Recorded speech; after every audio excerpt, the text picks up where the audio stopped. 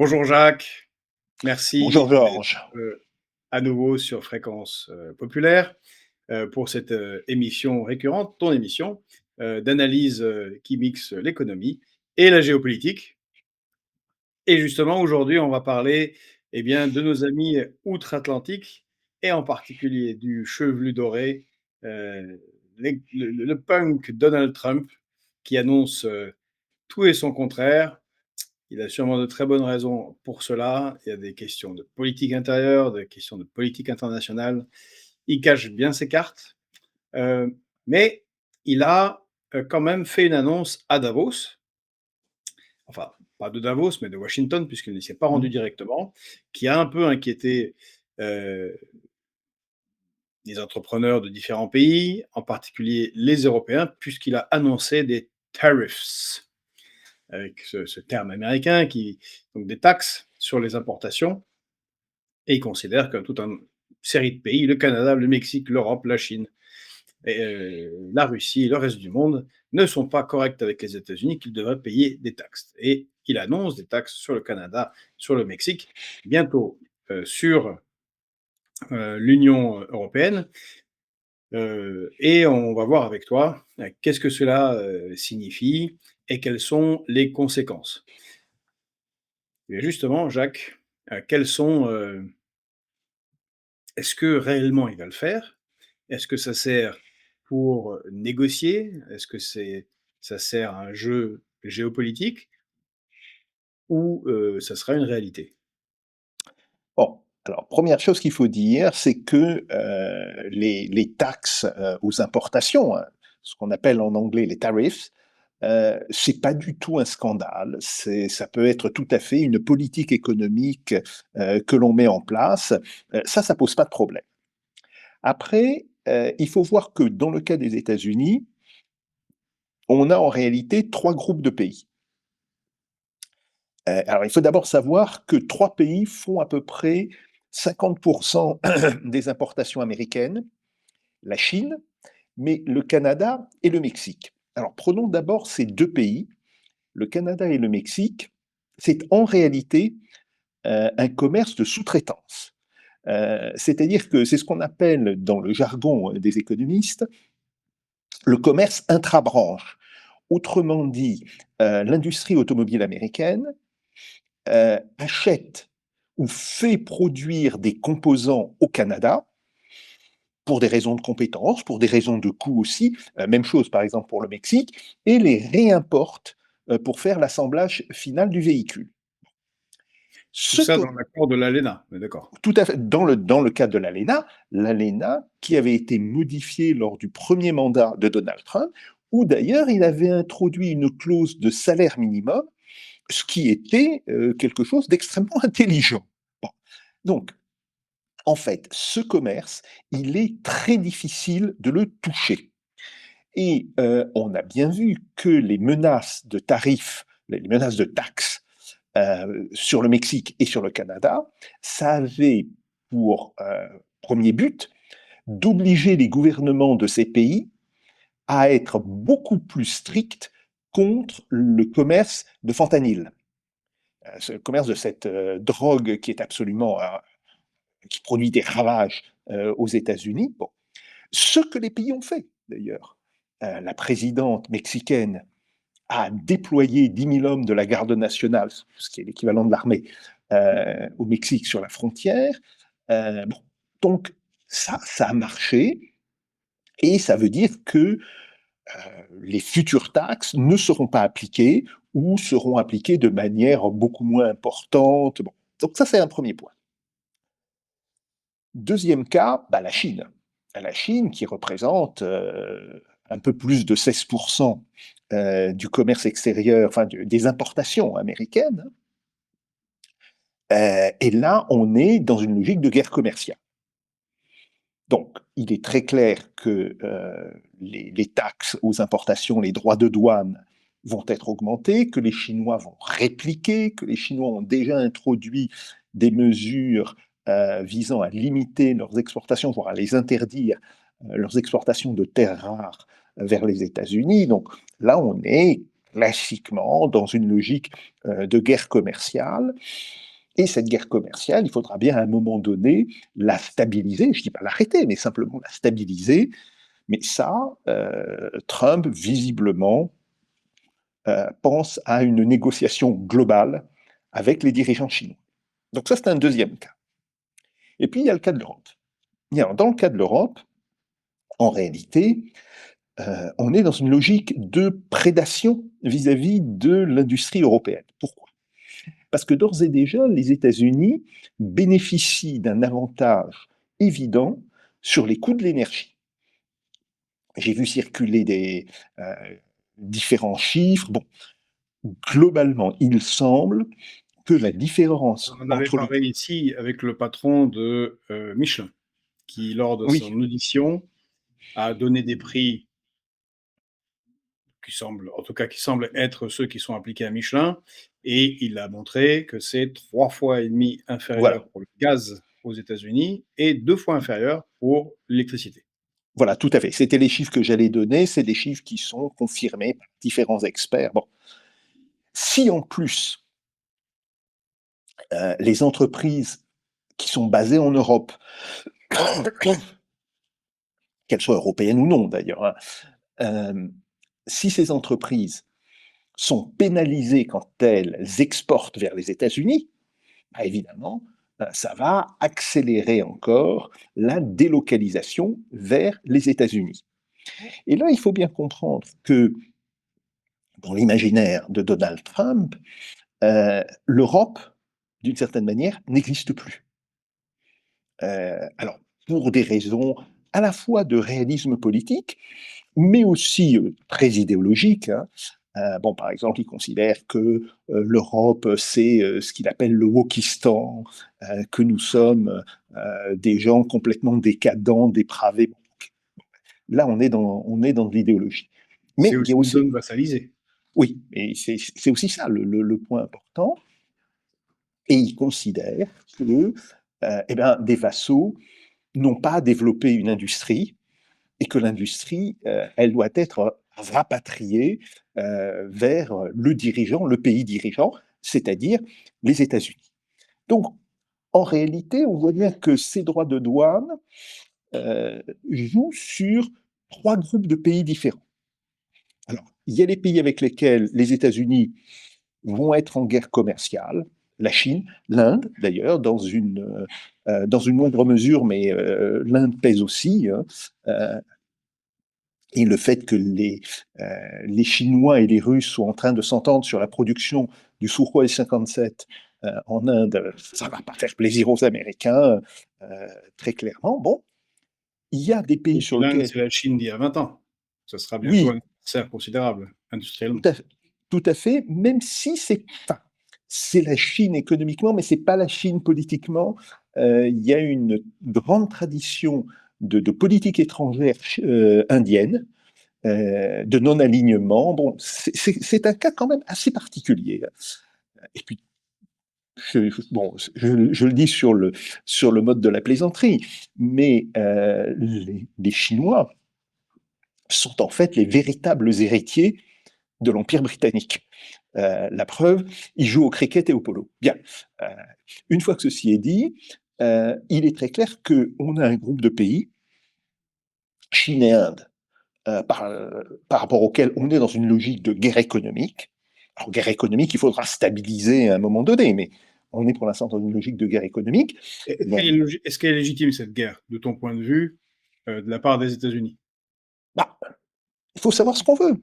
Si les États-Unis veulent se réindustrialiser, et il faut savoir que aujourd'hui, leur secteur directement productif, hein, secteur dans lequel on peut mettre l'agriculture, la construction et l'industrie,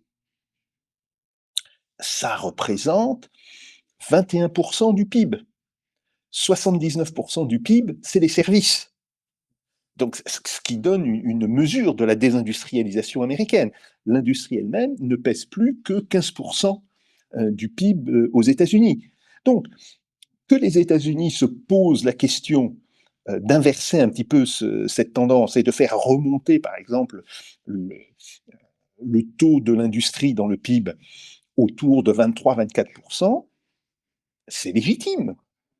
Je ne dis pas que ça n'imposera pas des conflits entre d'autres pays et les États-Unis, ça c'est autre chose, mais je dirais que du point de vue américain, c'est quelque chose de tout à fait légitime.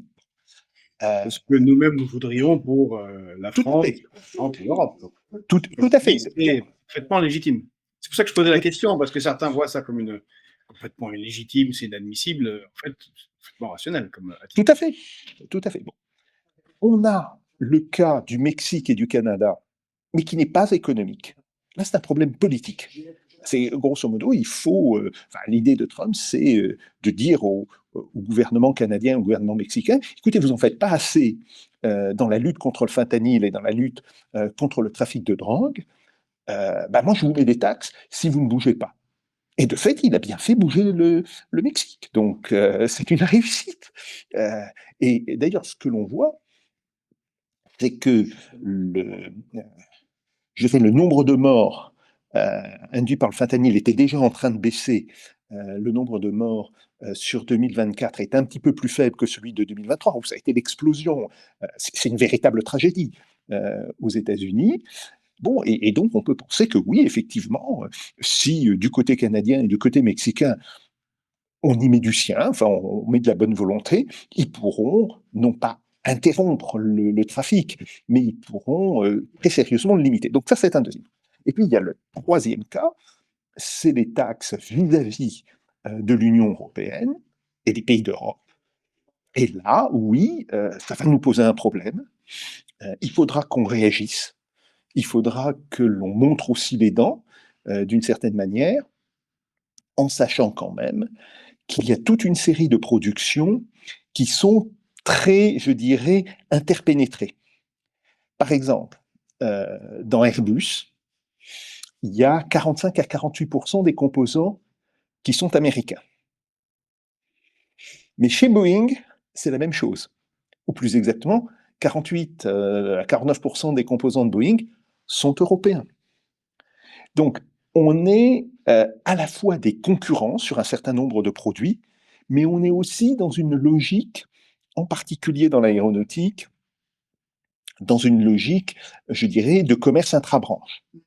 Par contre, ce qui est clair, c'est que les États-Unis, et ils ne s'en cachent pas, ils le disent depuis une trentaine d'années, veulent liquider l'aéronautique militaire en Europe. Ce qui est d'ailleurs quelque chose d'assez intéressant, parce que il faut savoir que dans les années 50... en une demi-heure avec Dassault. Tout à fait. Mais que dans les années 50, ils ont subventionné notre construction aéronautique. Le Mystère 4, qui a été le premier avion véritablement réussi par Dassault, il y avait l'Ouragan avant, mais c'est surtout avec le Mystère 4 que Dassault a commencé à se constituer en véritable constructeur d'avions militaires. La moitié de la production a été payée par les États-Unis dans le cadre du plan d'aide militaire, le MAP, le Military Aid Plan, et ce qu'on appelle le financement offshore. J'ai fait une petite étude industrielle là-dessus, et ça a représenté quand même, je crois, l'équivalent de 200 avions. Bon, pourquoi l'ont-ils fait? Parce qu'ils considéraient que face à l'Union soviétique, il valait mieux avoir des alliés avec des moyens industriels de se défendre. Mais ça, c'était la politique des années 50. Et depuis les années 70, ils ont complètement inversé leur politique. Leur politique, ça consiste à dire soit vous achetez américain, soit vous produisez chez nous. Il y a un très bel exemple, c'est le cas du système de communication RITA. RITA, ils ont tout fait pour l'américaniser. Ils avaient voulu, à un moment donné, acheter le missile sol-air Roland. En fait, ils ont tout fait pour acquérir la technologie et ne pas produire le missile. Bon, il y a comme ça je dirais, il y a une longue tradition de cette politique américaine. Et oui, là, il va falloir qu'on se défende, il va falloir qu'on montre les dents et qu'on leur dise, écoutez, ça, ce n'est pas possible. C'est beaucoup plus important que les exportations de champagne. Parce que, je suis désolé de le dire, mais le champagne, c'est pas une branche décisive de l'industrie, et par ailleurs, les Américains qui boivent du champagne, la upper class, hein, c'est les classes supérieures, Le boiront plus cher. ils le boiront plus cher et ils le boiront toujours. Oui. Bon, c'est tout à fait évident. Non, le vrai problème, c'est l'industrie aéronautique, l'industrie électronique. Donc là, on va avoir la construction mécanique et, pour les Allemands, l'automobile. Bon. Alors, je fais peut-être un aparté, Mmh. si tu permets. Mmh. On est d'accord, Trump exprime cela de manière trumpienne, très punk, mais c'est quelque chose que font les États-Unis avant Trump. Oh, depuis très Il n'aimait longtemps. pas, il n'aimait pas beaucoup la Compagnie générale d'électricité, les achats d'Alcatel, de Tout Technip, à fait. d'Alstom, les différentes offensives contre l'industrie française. Trump qui l'invente. Ah Il est dans non, une continuité. C'est important pour nos auditeurs parce que souvent, de manière manichéenne, bon, non, ça fait pratiquement non, 40 ans. Ça fait pratiquement 40 ans que les États-Unis mènent cette politique. et on a plutôt un D'ailleurs, personnel politique qui laisse faire, voire tout qui à fait, accompagne, pas tout à spécialement fait. des résistants dans le domaine. François Mitterrand l'avait bien compris. Il avait dit qu'il y avait une forme de conflit stratégique sur ce point entre la France et les États-Unis. Il avait dit d'ailleurs à certains de ses proches que la France était en guerre avec les États-Unis et ne le savait pas. Jacques Chirac aussi pensait exactement la même chose. Et il pensait que oui, bien sûr, les États-Unis sont notre allié, mais c'est pas pour ça qu'on doit leur être complètement soumis et il faut défendre notre précaré. Bon, donc, c'est quelque chose qui est ancien. Je dis ça a pratiquement 40 ans. Et d'une certaine manière, Donald Trump s'inscrit complètement dans la continuité avec cette politique. Alors, il le fait de sa manière, qui est une manière qui tend à nous dérouter, nous, Européens, et nous, Français en particulier, parce qu'on se dit, mais qu'est-ce que c'est que ce personnage? Il est grossier, il n'arrête pas de faire des provocations. Mais il faut comprendre que aux États-Unis, dans le monde des affaires, je ne dis pas dans le monde politique, qui est un monde un peu plus policé, quoique, quoique. Bon, mais dans le monde des affaires, ce sont des pratiques courantes. Donc, il ne faut pas s'en affoler, mais il faut bien savoir ce qu'elle représente, et il faut bien savoir que si on veut que se maintienne une industrie en France et en Europe, eh bien oui, il va falloir qu'on montre les dents. Mais encore, je reviens sur la question finale que je te posais.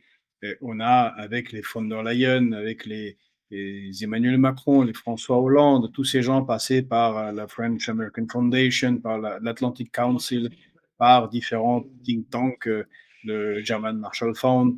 Et, ils sont très, très nombreux. On pourrait passer des heures. Quand on voit le nombre de médias financés par l'USAID et différentes ONG, on a plutôt un personnel politique, encore une fois, qui a accompagné tout ça, qui a plutôt trahi les intérêts de son pays. On les voit mal, tout à coup, trouver une fibre de résistant et défendre l'industrie. Ce ne sont pas des Trump, justement. Ils n'ont pas l'air d'avoir cette capacité. Alors, il faut faire attention là-dessus, même si je suis d'accord sur le constat, mais d'où vient ce type d'attitude? Est-ce que c'est le programme des Young Leaders? Si on regarde la totalité du personnel politique qui est parti dans le contrat des Young Leaders, on va aussi trouver des souverainistes, hein. Donc, le fait de partir aux États-Unis financé par ce programme ne fait pas de vous automatiquement un agent américain. Heureusement, il y a Arnaud Montebourg, Julien Aubert, qu'on Tout à salue. fait, tout à fait. Bon, j'ai moi-même, dans le cadre d'autres programmes, été invité aux États-Unis. J'ai vu toute une série de gens, que ce soit au département d'État ou au Pentagone. Bon, ok. Ça, c'est d'une certaine manière, voilà, ils ont ce programme d'invitation, très bien. Par contre, ce qui me semble beaucoup plus décisif, c'est que la majorité du personnel politique français et européen est convaincu de l'idée que le libre-échange représente d'une certaine manière le futur de l'humanité. Et c'est pour ça qu'ils sont incapables de penser des mesures protectionnistes et des mesures de rétorsion. Et ça me semble beaucoup plus important. Ce fait que, par exemple, je l'ai entendu au Parti socialiste, je vais dire, c'est quelque chose que j'ai entendu en fin 2008, c'était en plein dans la crise des subprimes, quelqu'un qui me dit, mais le libre-échange, c'est la forme moderne de l'internationalisme. Quand tu es dans ce type de raisonnement, bah, évidemment, tu ne vas pas t'opposer à la politique des États-Unis. Bon, ça, c'est un premier point. Deuxième point, et je parle je parle depuis un lieu particulier, puisque je suis enseignant à l'école de guerre économique. La guerre économique, elle est permanente. Elle ne date pas de Trump. Et c'est quelque chose de tout à fait permanent et de très ancien, en réalité, que l'on remonte au blocus continental de Napoléon, aussi aux pratiques de la Prusse, qui faisait massivement de l'espionnage industriel sur la Grande-Bretagne pour récupérer des technologies au moment où la Prusse n'était pas encore une puissance industrielle. En 1845-1850, la Prusse est plutôt agricole. Le pays industriel de l'Europe continentale, c'est la France. Il ne faut jamais l'oublier. Bon. Donc, c'est je dirais, c'est une espèce de situation permanente. Mais ça, c'est une situation qui n'est pas admise par nos élites. Et je vois là l'extrême difficulté. Alors, au niveau des élites politiques, au niveau des élites économiques, c'est autre chose. Et d'ailleurs, si les élites économiques n'en étaient pas convaincues, nous n'aurions pas autant d'étudiants à l'école de guerre économique. Bon, mais au niveau des élites politiques, c'est un message qui n'est pas passé. Et donc, ça aussi, c'est un point extrêmement important qui explique notre forme de désarmement moral face à l'offensive de Donald Trump.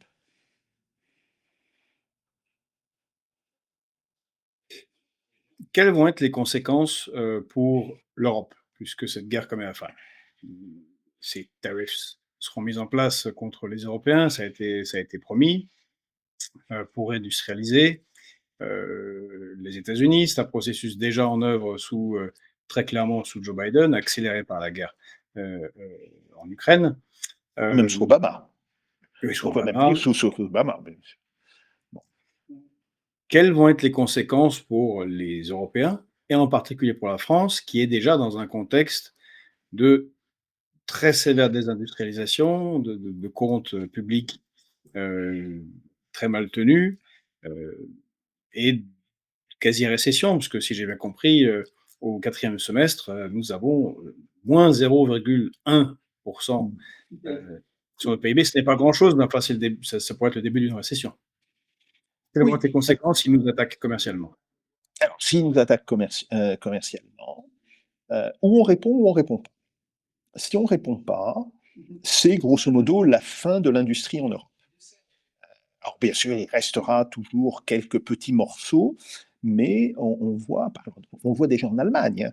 En fait, l'Allemagne est plus visée que la France dans ce processus, même si la France est visée sur certaines branches ou certains secteurs très particuliers. C'est la fin de l'industrie allemande, c'est la fin de l'industrie française, c'est la fin de l'industrie italienne. Bon.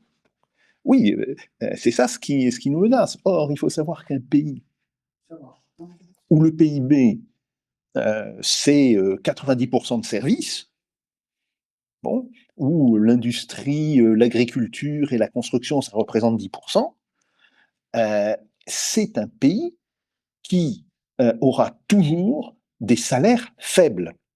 Parce que l'une des caractéristiques du secteur des services, c'est un secteur à faible productivité, à faible gain de productivité plus précisément, donc à faible gain de salaire. Et donc, ça veut dire que nous nous appauvrirons, non seulement en tant que pays, mais en tant que population. Donc ça, c'est vraiment une conséquence tout à fait évidente. Le processus est à l'œuvre déjà.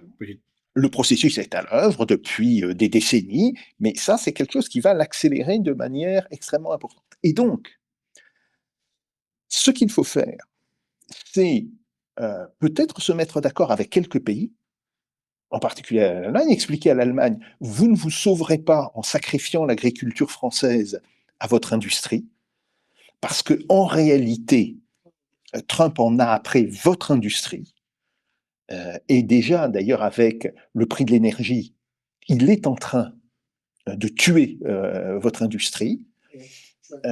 Il faut d'abord répliquer et expliquer à Trump, si vous mettez des droits de douane contre les produits européens, nous mettrons des droits de douane encore plus importants sur les produits américains, ça c'est le premier point.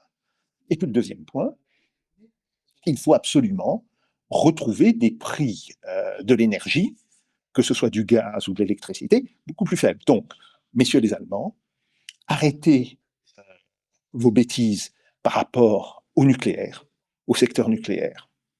Bon, vous ne voulez pas de nucléaire chez vous, c'est votre problème, mais cessez de mettre des bâtons dans les roues de l'industrie nucléaire française. Et ça, il faudrait qu'on ait un président ou une présidente qui soit capable de le dire de manière très claire aux Allemands. Et de leur dire, écoutez, si vous n'acceptez pas ça, il n'y aura plus de bonnes relations entre la France et l'Allemagne. Nous vous considérerons comme un adversaire stratégique. Donc ça, c'est le premier point. Et le deuxième point... C'est mal emmanché, puisque von der Leyen, allemande, qui dirige l'Union européenne, elle pousse au traité de libre-échange comme le Mercosur, justement dans ce sens-là, sacrifiant l'agriculture française pour vendre des voitures ou des machines allemandes. Je ne suis pas sûr que le patronat allemand ne soit pas capable de comprendre ce discours. Et d'une certaine manière, l'important, c'est le patronat allemand et les futurs dirigeants de l'Allemagne, et pas Madame von der Leyen. Madame von der Leyen, si la France et l'Allemagne lui disent « allez vous faire cuire un œuf », je suis poli, eh ben, il ira se faire cuire un œuf. Il faut avoir ça en tête. Par contre, ce qu'il faut, c'est d'abord mettre au clair nos relations avec l'Allemagne et dire à l'Allemagne l'industrie nucléaire française, si vous la laissez tranquille, peut vous fournir une électricité bon marché. On peut se transformer en pays producteur d'électricité massivement, ce qui serait une manière de nous réindustrialiser. Bien. Et par ailleurs, oui, il va falloir renégocier avec la Russie. Même si ça sera difficile, même s'il y aura toute une série d'obstacles, mais le gaz par gazoduc coûte moins cher que du GNL. C'est un fait, hein, c'est simplement une réalité. Et donc, si nous voulons faire baisser le prix du gaz, pas simplement pour l'énergie, puisque l'énergie, bon, le secteur électronucléaire français peut la fournir en partie, mais c'est pour la chimie, c'est pour la métallurgie. Et ça, c'est pas de l'électricité nucléaire qui va venir remplacer ça. Pour la chimie et pour la métallurgie, oui, l'Allemagne a besoin de gaz à bon marché. Donc, nous avons besoin de rouvrir des négociations avec la Russie. Madame Meloni... C'est un des gros arguments des candidats de l'AfD dans les élections qui viennent en Allemagne, comme de l'autre côté du spectre politique de Sarah Wagenknecht. Tout à fait, et ils ont tout à fait raison de leur point de vue. Il faut le dire, c'est une évidence. D'ailleurs, Madame Meloni, très pro-américaine, très pro-Trump, a décidé de rouvrir des négociations avec la Russie. Donc, ça veut dire que sur ce point, il est possible de trouver une position commune entre les pays industrialisés d'Europe occidentale, grosso modo les 3 pays qui sont les plus gros économiquement dans l'UE, hein, l'Allemagne, la France, l'Italie, bien, et peut-être l'Espagne. Bon, mais Allemagne, France, Italie, il est possible de développer une position commune, et sur la base de cette position commune, à la fois s'opposer à Trump, mais aussi commencer à penser l'avenir, développement de l'industrie électronucléaire en France, ou redéveloppement plus précisément, mais ça va prendre du temps parce qu'il va falloir qu'on récupère des compétences, hein, et non seulement des compétences industrielles, des compétences technologiques de haut niveau. Je signale que la Chine est aujourd'hui, avec la Russie, le premier pays dans le domaine électronucléaire. Les Chinois ont réussi à faire de la fusion nucléaire pendant 17 minutes. On va dire, bon, on dit, qu'est-ce que c'est que 17 minutes? Oui, mais jusqu'à maintenant, ça se comptait plutôt en secondes quand on avait stabilisé ce type de processus. Donc, c'est un progrès considérable. Rosatom est aujourd'hui un géant de ce point de vue-là. Donc, euh, le redéveloppement de l'industrie électronucléaire en France implique à la fois que les Allemands nous laissent tranquilles, ça il faudra leur expliquer, y compris brutalement, en leur disant, bah, écoutez, si vous voulez pas ça, c'est la fin de l'Europe, tout bêtement.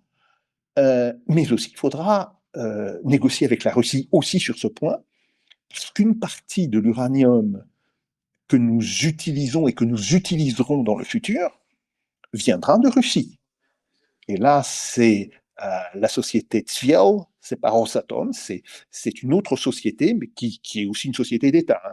C'est aussi une société publique, mais qui maîtrise le cycle du combustible, comme on dit. Donc voilà, ça, ce sont les enjeux, et d'une certaine manière, l'AfD, qui n'est pas un parti que je porte spécialement dans mon cœur, bien, il a compris. Il a compris cela.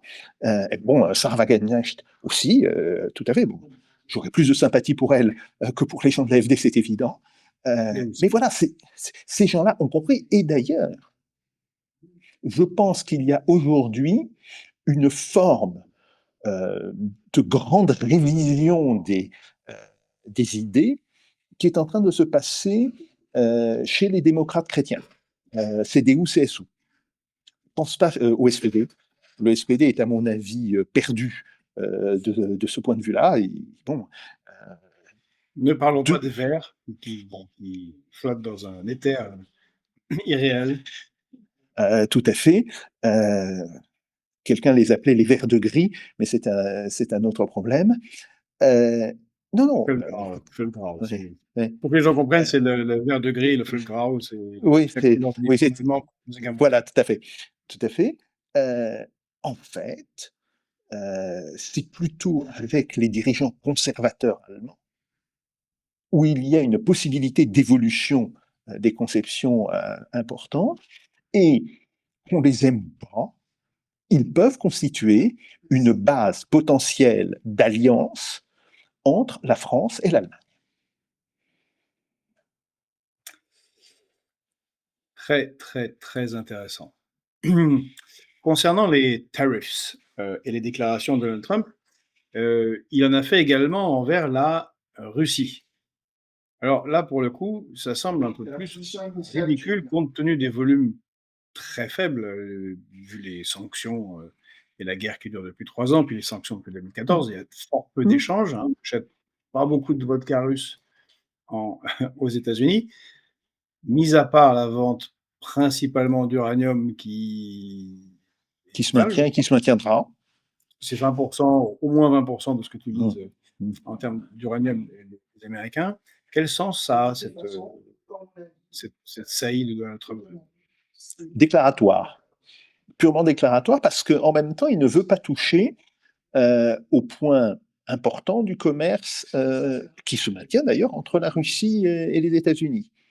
Il ne touchera pas aux importations d'engrais russes. Il ne touchera pas aux importations de produits chimiques russes qui servent à faire des engrais.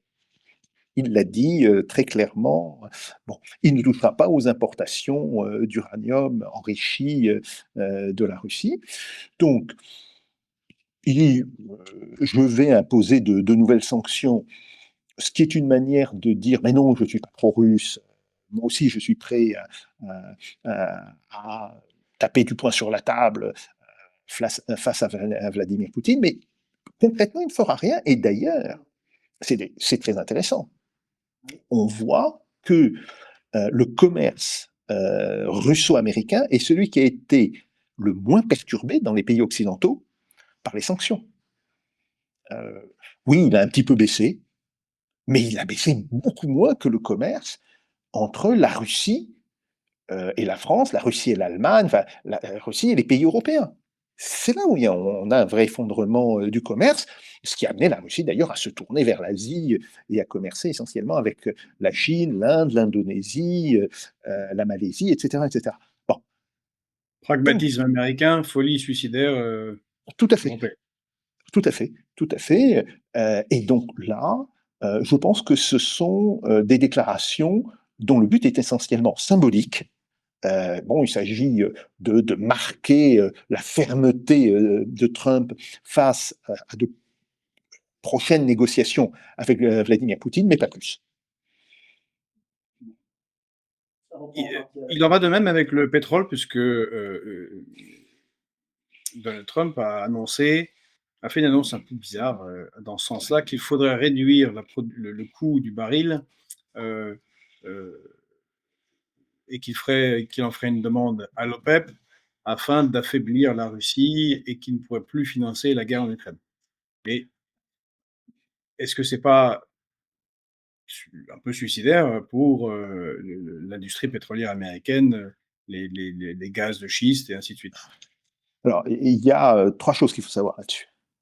Premièrement, l'industrie russe du pétrole peut parfaitement fonctionner et alimenter l'État avec un prix du pétrole qui tomberait jusqu'à 30 dollars le baril. On est actuellement entre 60 et 81, donc on est beaucoup, beaucoup, beaucoup plus haut. Pourquoi? Parce que chaque fois que le prix du pétrole baisse, le rouble se dévalue. Le rouble se dévaluant, le prix en dollars d'extraction du pétrole baisse. Pas en rouble, il reste le même. Mais si, par exemple, il faut 100 roubles pour un dollar, pour un certain prix, et si, avec un nouveau prix plus bas, on se retrouve avec 120 roubles pour un dollar, ben, ça compense. Donc ça, c'est le premier point. Deuxième point, eh ben, les pays de l'OPEP et de l'OPEP+, dont fait partie la Russie, n'ont absolument aucune envie que les prix du pétrole baissent de manière importante. Oui, ils peuvent baisser de 5 dollars, ça fait partie des fluctuations courantes du marché du pétrole. Bon, mais ils ne veulent pas que ça baisse. D'ailleurs, Biden, à l'été 2022, tout honte bu, ayant manqué son chapeau, est allé revoir Mohamed Ben Salman, dont il avait dit non, non, depuis que ce monsieur découpe en morceaux les journalistes dans son ambassade à Turquie, je ne veux plus le voir. Bon, ok, il a changé d'avis. Il ne faut jamais Mais ça dire n'avait jamais. pas marché. Ça n'avait pas Ben marché. Salman et Poutine s'étaient alliés pour réduire la production de Tout à pétrole, fait, donc augmenter, alors que et l'Union européenne et Joe Biden, les États-Unis, avaient demandé. tout à fait, tout à fait. Donc là aussi, euh, je souhaite bonne chance dans la négociation avec Donald Trump. Ça va vraiment poser un problème. Et comme l'Arabie saoudite peut toujours dire, bah, écoutez, si vous nous faites trop de misère, on va regarder du côté de la Chine, y compris pour nos armements, y compris pour notre défense. Bon, c'est un sujet délicat sur lequel les marges de manœuvre de Trump sont réduites. Troisième point, bah oui, il y a le problème de l'industrie pétrolière américaine. En fait, le gaz de schiste, il a une courbe de coût qui est assez particulière. Le gaz et le pétrole de schiste. Ça ne correspond pas en fait au gisement traditionnel de pétrole où bah, d'abord les coûts sont élevés, puis les coûts baissent au fur et à mesure que le gisement se développe, et puis ils vont remonter, mais 30 ans après, 30-35 ans après, quand le gisement commence à arriver en voie d'extinction. Bien. Ce cycle, il y a le même pour le pétrole de schiste, mais sur 24 mois, 24 à 30 mois. Autrement dit, la baisse est très rapide, mais la remontée est aussi très rapide. Ce qui veut dire actuellement que euh, si le prix du pétrole tombe à 40 dollars le baril, il y a à peu près la moitié de l'industrie du pétrole de schiste qui fait faillite. Et alors, problème, il faut savoir, c'est pas que des entreprises fassent faillite, ça arrive tous les jours. Mais quand on a cette masse d'entreprises qui fait faillite, ça veut dire que les banques ne toucheront plus leurs intérêts et ne verront pas leur crédit remboursé. Donc, Ça, c'est pas possible. voilà, une crise de l'industrie de l'huile et du gaz de schiste, ça provoquerait en réalité une crise bancaire énorme. Donc, il n'est pas possible qu'on aille très très très loin là-dessus. En fait, qu'est-ce que veut Trump? C'est beaucoup plus simple. Il voudrait que les prix baissent de 10 à 15%, ce qui est possible, ce qui peut tout à fait obtenir. Là s'il s'agit de dire, bon, on va baisser les prix de 10%, oui, ok, les Saoudiens peuvent dire d'accord, bon, etc.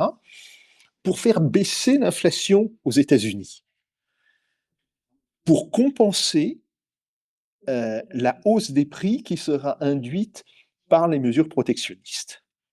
Donc en fait, je pense qu'il joue beaucoup plus sur ce registre. Mais 10%, bon, actuellement on est autour de 75 à 80 dollars le baril pour le brut russe. 10%, ça le ferait passer à 72, 65, 72. Ce qui était le prix qu'il avait atteint, en fait, à l'été et à l'automne 2023. Bon, c'est pas un problème. Bien sûr, ça fera baisser le rouble. Bien sûr, ça fera baisser le rouble. Ça, il faut le dire. Mais c'est pas un problème. Alors justement, ça, ça amène à, pardon, à une petite question sur l'inflation aux États-Unis. Le fait de mettre des taxes, et donc ça augmente les coûts des biens achetés concrètement pour les gens, c'est un effet inflationniste Ouais. pour l'économie américaine, ce qui fait que cette petite réduction de 10% du prix du baril permettrait de compenser cette inflation, c'est ça l'idée? Oui, c'est ça l'idée. Je pense que c'est ça l'idée. Alors, mettre des droits de douane, ça fait monter les prix, sauf si des produits de substitution peuvent être immédiatement fabriqués par l'industrie nationale. Ça, c'est un autre cas. Mais comme l'industrie américaine est aujourd'hui tellement réduite qu'il lui faudra 3-4 ans pour arriver à produire les produits qui seront taxés de manière intermédiaire, hein, pour un temps de 3, 4, peut-être 5 ans, oui, ça va faire monter les prix aux États-Unis. Bon, et c'est effectivement par rapport à ça, parce que Donald Trump sait très bien que la question de l'inflation est une question essentielle, non pas pour sa réélection, quoique il n'est pas impossible qu'il y pense, euh, mais pour l'élection de son vice-président dans 4 ans, parce que Vance va se présenter, pour l'instant c'est assez clair, il sait que ça sera une question essentielle. Donc voilà, c'est ce qu'il joue. Il joue politique interne américaine. Et les élections de mi-terme dans 2 ans, pour Et pas les qu'ils soient élections, paralysés. tout à fait, tout à fait. Alors là, merci pour ce tableau très intéressant, cette compréhension de ce qui se passe sous la tête de Donald Trump et quelles sont les véritables conséquences, parce que franchement, c'est pas dans nos médias qu'on a ce genre d'analyse, avec une Non. réaction pavlovienne. D'ailleurs, si jamais le baril de pétrole baissait de 10%, je pense qu'il y aurait des cris de victoire, comme si la Russie allait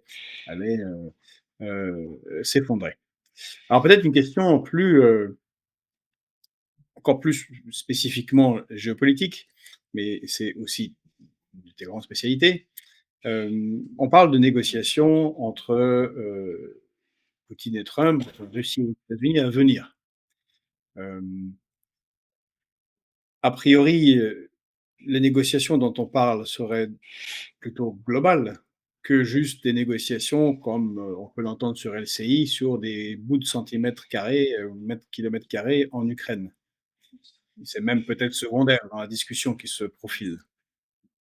Alors, ça va être compliqué parce que très clairement, et des deux côtés, hein, on a, comme on dit, un plan A et un plan B. Le plan A, évidemment, c'est des négociations globales. Le plan B, c'est si on n'arrive pas à se mettre d'accord de manière globale, au moins que l'on ait un accord de manière limitée. Autrement dit, dans le plan A, on noirait l'Ukraine dans des négociations beaucoup plus globales, et dans le plan B, on s'attaquerait spécifiquement au problème de la guerre en Ukraine, mais on n'irait pas au-delà. Qu'est-ce que veulent les Américains? Les Américains, en fait, ne considèrent pas que la question de l'Ukraine est une question décisive. Les questions décisives pour eux, maintenant on voit bien comment s'est reconstruit, je dirais, l'ordre du jour de Donald Trump. Ce qui n'était pas le cas l'été dernier. L'été dernier, on pouvait dire, oui, son ordre du jour, c'est la Chine, le Moyen-Orient, le mur et l'Ukraine en quatre. Aujourd'hui, ça serait la Chine, la réindustrialisation des États-Unis, le Moyen-Orient, le mur et l'Ukraine en cinq. L'objectif de réindustrialisation est visiblement remonté largement dans l'ordre du jour de Trump. Mais donc, dans un cas comme dans l'autre, l'Ukraine est assez loin dans les préoccupations américaines. Zelensky est en train de le découvrir à sa grande déconfiture. Mais contrairement, tu l'as dit, contrairement aux Russes, c'est pas du tout existentiel comme question. Voilà. Mais c'est plutôt pourrait lâcher. Voilà, il aurait dû le comprendre depuis déjà un certain temps. Bien. Alors, ce que veulent les Américains dans ce cadre, c'est que la Russie n'intervienne pas au Moyen-Orient, se détache de la Chine et revienne fondamentalement vers une politique qui serait plus pro-occidentale. Bon. Le problème, c'est qu'ils font tout pour que ça ne se passe pas. C'est la fameuse phrase de Bossuet qui est tellement répétée, les gens qui déplorent des faits dont ils chérissent les causes. Bon, etc. Et c'est très exactement ça le problème de la politique américaine. C'est une vieille histoire, ça ne date pas de Trump.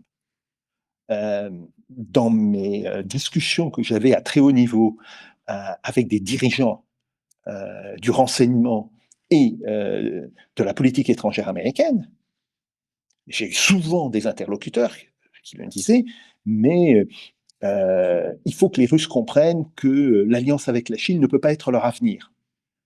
Et je leur disais, mais si vous ne voulez pas que les Russes pensent cela, il faut que vous traitiez bien mieux la Russie. Tout ce que vous faites actuellement, et à l'époque, c'était la question du Kosovo, puis ça a été la question de l'Irak, bon, est en train de pousser la Russie vers la Chine. Alors arrêtez de dire que vous ne voulez pas. Moi, ce que je comprends de votre politique, c'est que vous souhaitez pousser la Russie dans les bras de la Chine. Et c'est très exactement ce qui s'est passé. Donc, qui était, on répète régulièrement, ce qu'on appelle le cauchemar de Kissinger. Il disait surtout pas, ou Kennan d'ailleurs, il faut surtout pas qu'on... Enfin, même George Kennan disait, si on pousse l'OTAN en Ukraine, on va avoir cette alliance qui sera catastrophique pour nous. Absolument. Et j'ai eu l'occasion d'avoir une discussion avec le très vieux Kissinger, quand nous avons été d'ailleurs élus dans la même fournée d'académiciens à l'Académie des sciences de Russie. Ce qui peut être un petit peu étrange, parce que pour moi, Kissinger, bon, c'était pas le diable. Kissinger était à l'Académie des sciences de Russie? Oui, tout à fait. Tout à fait. Il a été élu à l'Académie des sciences de Russie en 2016, en même temps que moi. C'est un agent de donc pas mal. Kissinger? Eh oui. Bon. Ah, lui aussi, c'est incroyable. Voilà. Et donc, la première réaction était quand même, j'étais extrêmement réticent, parce que pour moi, Kissinger, c'était l'homme de la guerre au Laos, l'homme de la guerre au Cambodge. Enfin bon, dans le cadre de la guerre du Vietnam, il avait quand même un certain passif. Bon, quel coup d'État et assassinat. Le Chili, bon, etc. Bien. Et je tombe sur quelqu'un qui ne regrette rien, qui ne regrettait absolument rien, mais qui avait une analyse purement factuelle. Et il disait, oui, pour nous, alors il disait, avec son accent très particulier en américain, oui, pour nous, une alliance consolidée entre la Russie et la Chine, c'est une catastrophe. Moi, j'ai tout fait pour essayer de dissocier les deux dans les années 70. Et c'est ce que notre gouvernement devrait faire et qu'il ne fait pas. Et il est en train de provoquer exactement cette catastrophe diplomatique pour les États-Unis. Bien. Donc, globalement, ça serait ça l'enjeu d'une négociation plan A. Mais les Américains sont visiblement pas capables de remettre à zéro la totalité de leur diplomatie. Et ils ne peuvent pas, je crois que là, objectivement, ils ne peuvent pas faire ce grand recul sur les questions européennes et sur la question de l'OTAN. Donc, ce que l'on aura, c'est beaucoup plus une négociation limitée, portant essentiellement sur les conditions d'un arrêt des combats en Ukraine. Bon, Trump a visiblement des visées sur les terres rares ukrainiennes, sauf qu'une partie des terres rares ukrainiennes sont d'ores et déjà sous contrôle de l'armée russe. Ça va être compliqué. Mais si on se souvient que l'Ukraine est très loin dans la liste des priorités américaines, et concrètement, actuellement, même si la Chine est évidemment la question numéro un, mais le Moyen-Orient est pratiquement à égalité avec la Chine, à la fois pour des raisons psychologiques et pour des raisons, je dirais, de stabilité internationale. C'est une chose que Trump a compris. Alors, on peut tout à fait critiquer le plan qu'il a proposé pour Gaza, hein, qui est à la fois moralement scandaleux et politiquement impraticable. Bien. Mais, Certains Américains ont analysé ça comme un camouflet fait à Netanyahou oui, tout à fait. et quelque chose à la Trump, tellement outrancier qu'il illustre que personne ne propose rien. Tout à fait. Tout Et à il dit: fait. «Mettez-vous au travail». Voilà. Mais ce que veut Trump, et là il a raison, c'est ramener une non-conflictualité. Parler de paix, c'est vraiment compliqué au Moyen-Orient, mais au moins une non-conflictualité pour les 10 ou 15 ans à venir. Et ça ne peut pas s'obtenir simplement par une victoire militaire israélienne. Il va falloir que les Israéliens comprennent qu'il faut qu'ils changent de position sur toute une série de choses. Donc, pour mettre ça en place, Trump a besoin de négocier avec l'Arabie saoudite, et l'Arabie saoudite a mis ses conditions. Donc on sait très bien qu'il n'y aura pas de négociation avec l'Arabie saoudite sans un État palestinien. Ça, c'est désormais tout à fait clair. L'Arabie saoudite ne veut pas que les États-Unis s'attaquent à l'Iran. Et si les États-Unis ne s'attaquent pas à l'Iran, Israël ne s'y attaquera pas. Ça ne s'attaquera pas tout seul. Bon. Donc, on est plutôt dans ce genre de choses. Alors, est-ce que ça réussira? Pas du tout sûr que ça réussisse. Oui, mais là, ça me semble beaucoup plus jouable parce que les intérêts, tant des Russes que des Américains sont importants, mais c'est pas complètement existentiel. Les Russes ont montré, même s'il y a eu un soutien moral, aux Palestiniens, n'ont pas tellement embêté, en fait, Israël pendant toute, cette affaire. Et Trump propose, en même temps des sanctions sans précédent contre l'Iran et en même temps de rouvrir l'ambassade. En gros, ce qui est en train de se négocier, visiblement, c'est, un nouvel accord, nucléaire iranien contre levée des sanctions, ce qui serait un succès énorme pour Trump. Tout à fait. Ça serait un succès énorme pour Trump, ça serait aussi un succès pour les Iraniens, il faut le dire, hein. Et puis pour tout le monde, un peu plus de paix fait de mal à personne, hein. Tout à fait. Bon, mais ça va être compliqué parce que, au milieu de tout ça, il y a Israël et le problème, c'est que pour l'instant, Israël a je dirais, une longue tradition de dire une chose et d'en faire une autre, en particulier en Cisjordanie. Heu et cette idée, heu, est-ce qu'Israël va conquérir complètement la Cisjordanie?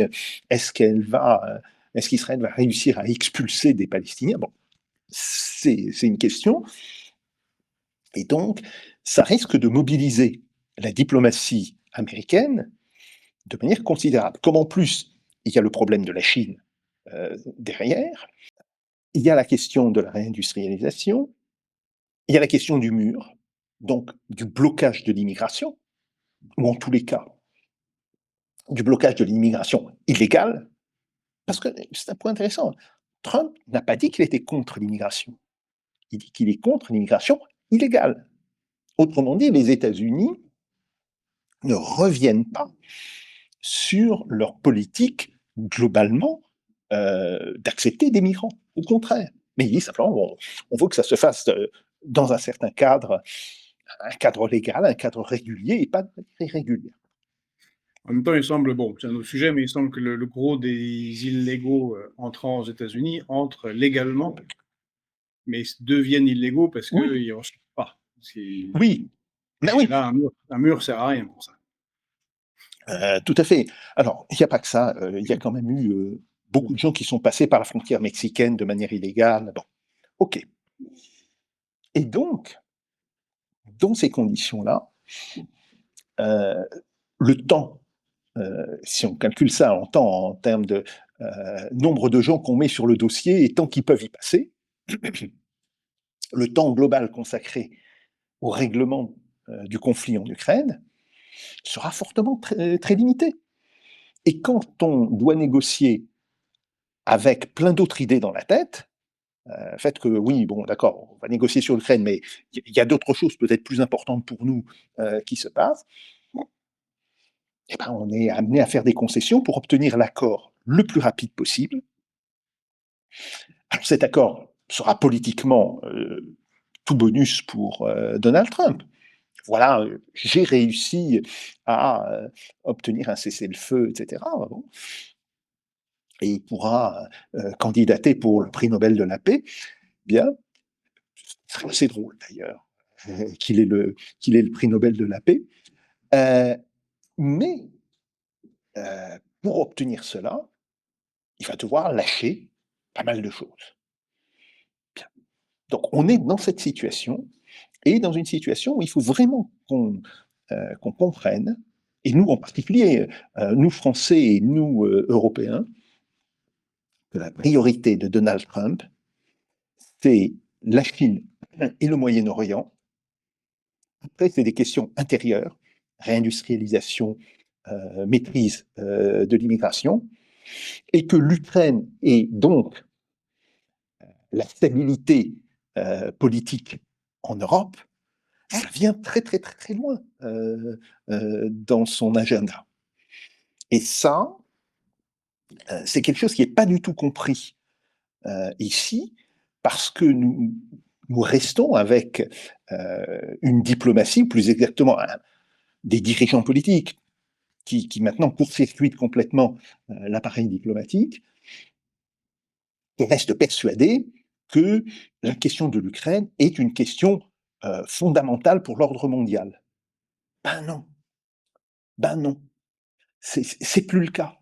Et de toutes les manières, je vais dire quelque chose d'horrible. Ce qui se passe en Europe n'est plus le centre du monde depuis au moins 30 ans. On aurait dû le comprendre avec la guerre dans l'ex-Yougoslavie.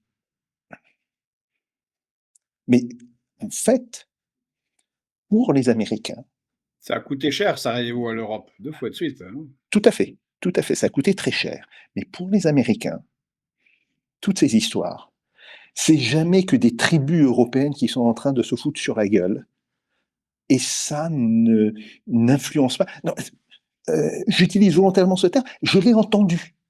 Oui, mais c'est Euh, drôle.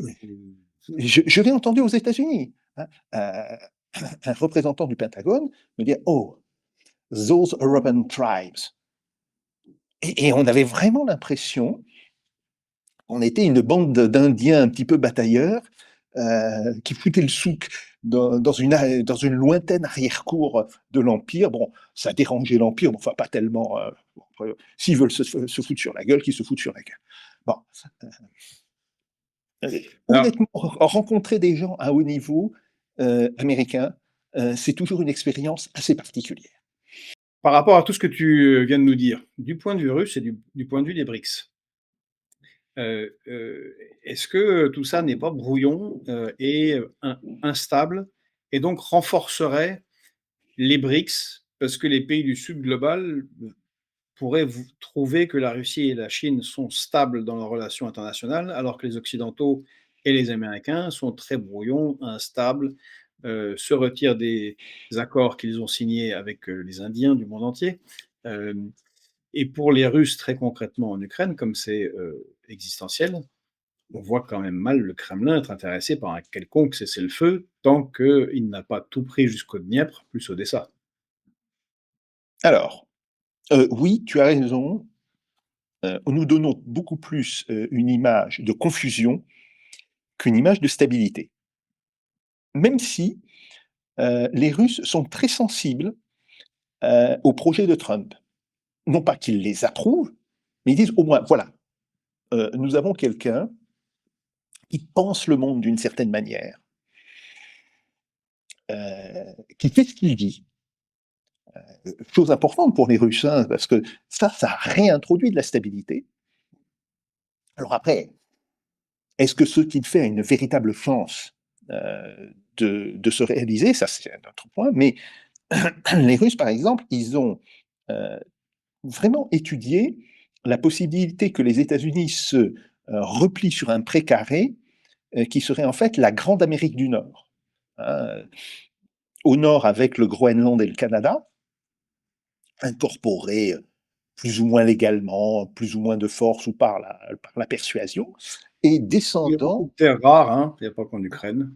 tout à fait, et descendant au sud jusqu'au canal de Panama. Bon, alors ça, les Russes l'ont compris, ils ont dit ok, ils veulent le faire, est-ce qu'il y arrivera? Ça, c'est une autre chose, mais au moins, on sait ce qu'il veut. Bien. C'est Maintenant, de la super globalement, doctrine Monroe, on va dire. oui, c'est voilà. Ils ont compris, 2.0. voilà, voilà. Trump, il veut Monroe 2.0. Bien,